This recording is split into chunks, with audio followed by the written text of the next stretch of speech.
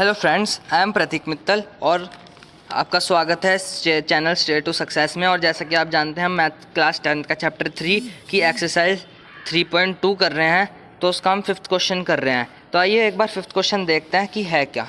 तो 5th question हमसे कह रहा है कि half of the perimeter of rectangle garden whose length is 4 metre more than its width is 36 metre, find the dimensions of the garden.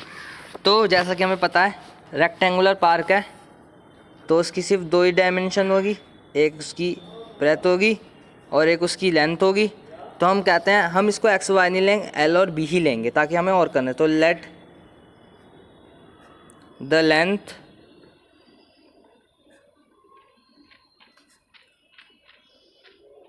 B L is equal to L और let the width यानी breadth, width भी कहते हैं हम इसे, B is equal to B ले लेंगे हम इसको।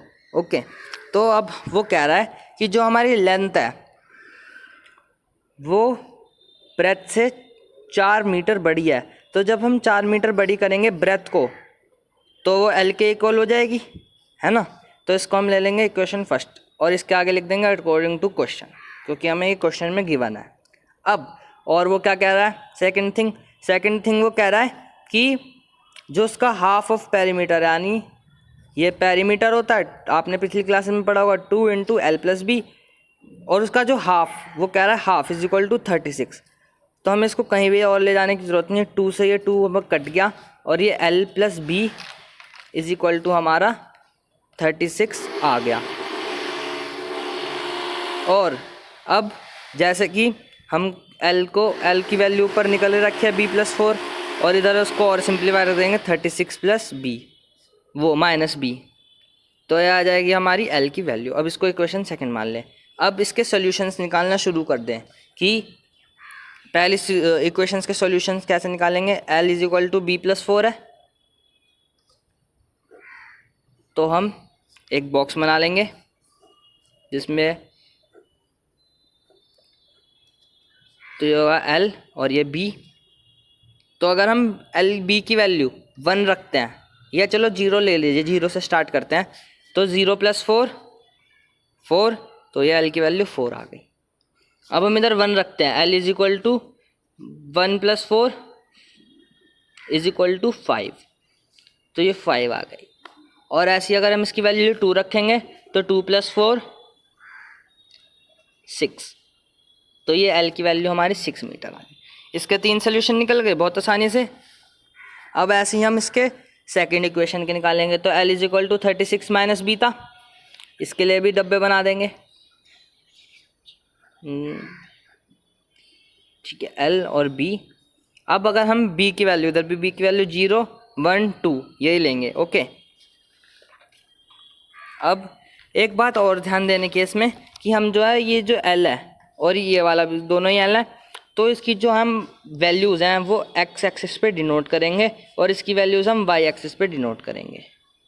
ओके, तो अब हम इस 0 रखेंगे, 0 1 2 यही रखते हैं, इसकी वैल्यू इसमें फिट बैठ जाएगी। तो 0 माइनस करेंगे तो एल इज इक्वल टू 36, कुछ भी माइनस नहीं करा 36। 1 माइनस करेंगे 36 माइनस 1 35 30। अब L is equal to 36 minus 2 is equal to 34, L is equal to 34। अब हम इन्हीं को ग्राफ पर रिप्रेजेंट करेंगे। तो पहले हम इस टेबल को निकाल लेते हैं ऊपर। ये हमारी 2 टेबल्स बनी थी।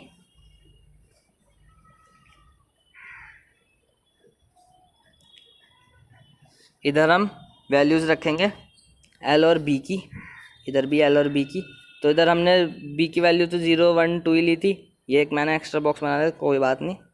अब इधर आई थी हमारी वैल्यू 4 5 6 और इधर हमारी वैल्यू आई थी 36 35 एंड 34, ये वैल्यूज़ आई थी। अब हम इसको हम एक्स एक्सिस पे डिनोट करेंगे, इसको वाई एक्सिस पे, और इसको भी एक्स एक्सिस पे और इसको वाई एक्सिस पे। ओके, तो हम अपना ग्राफ बना लेते हैं। मैं ग्राफ रफली बना रहा हूँ, पर हाँ एग्ज़ाम्स में आपको ग्राफ मिलते हैं और अगर आप इसको कॉपी में कर रहे हैं तो उसमें भी ग्राफ से ही, इससे हमारा एक्यूरेट आंसर आएगा। इसमें मैं ये रफली ग्राफ बना रहा हूँ। ओके, तो अब हम करेंगे इसके सॉल्यूशंस। अगर हम इसको y मान लें, क्योंकि हमारे पास विथ छोटी पड़ जाती है कई बार, तो हम इसको 35 और 34 तक एक्सटेंड नहीं कर पाएंगे, तो हम इसको y मान लेते हैं और इसको x मान लेते हैं। तो यहाँ लिख दीजिए, पहले हम लिख देंगे कि let L is equal to length and is equal to also y, इसको हम y भी लाइट कर लेंगे। लेट B यानी breadth is equal to x, ठीक है। तो अब हम x और इसको डिनोट करेंगे। ओके, तो हम यहाँ पे 5 का गैप ले लेंगे, जैसे वो 5, 10, 15, 20, 25, 30 एंड 35 लास्ट 40, ठीक। ऐसे ही थोड़ा सा हम नीचे ले जाएंगे इसको 2, 3 और इधर एक्सटेंड कर देंगे और इधर भी एक्सटेंड कर देंगे ऐसे। ये ओरिजिन हमारा, यानी इसकी वैल्यू 0 आएगी हमेशा। 1, 2, 3, 4 एंड 5 तक ऐसे इधर -1, -2, -3, -4। अब हम इधर वैल्यूज पुट करेंगे। ये हम 5 से शुरू 5, 10, 15, 20, 25, 30 एंड 35 एंड लास्ट 40। इधर भी कर ले -5, -10, -50 ऐसे। ओके, अब हम इनकी वैल्यूज़ पुट करना शुरू करते हैं। तो पहले हमारा क्या था, अगर हमारा x एक्सिस पे, ये ध्यान से देख लीजिए, ये हमारा x एक्सिस है और ये हमारा y एक्सिस है, और ये भी हमारा x एक्सिस है, ये हमारा y एक्सिस है। इसमें कंफ्यूजन बिल्कुल मत होएगा। ओके, अब हम करते हैं इसका। तो एक्सिस पहले हमारा 0 ही है और फिर 4 है, तो इसका हम 4 5 से थोड़ी सी नीचे होता है, जस्ट नीचे। तो ये हमारा फर्स्ट मार्क, इसका हम ले लेंगे 0 और 4।